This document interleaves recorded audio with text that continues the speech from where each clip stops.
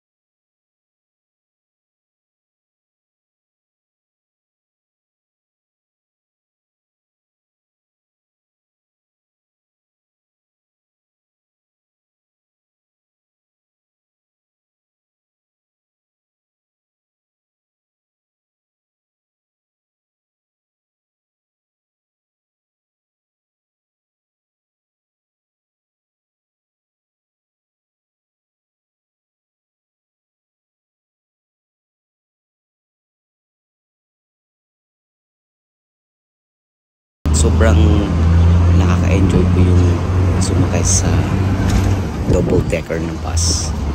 Na-enjoy mo talaga yung scenery ng bawat yung mga makikita mo. Ayan, sa Crown Inn na kami. Actually, yan po is isang maliit na parang village dyan sa Penrith. So, ang daming mga turista dito. Ayun. So, ayan. Actually, guys, madami kami napuntahan dyan. So pumunta din kami. Ayan, ito po yung nakikita nyo ngayon is castle po yan. So castillo po yan. Ewan ko kung bakit nasira, I'm not sure, pero pag-aaralan ko kung bakit may mga giba-giba. So ayan, Morrison's Daily. Ayan, for back and forth po, parang 4 pounds po yung bayad, 2 pounds po sa papunta, then 2 pounds po sa pabalik. So if i-convert nyo po sa Philippine Money, parang sabihin natin 120 pesos lang yung pamasahe, pero mag-enjoy talaga kayo. Ayan, enjoy po ako dyan, as in grabe, lalo na pag may mga papasok dyan sa puno, tapos may mga sanga-sanga, ililis mo talaga yung mukha mo, kaya yung katawan mo kasi papapamayat. Ayun, stay tuned po tayo for the part 2. Thank you guys.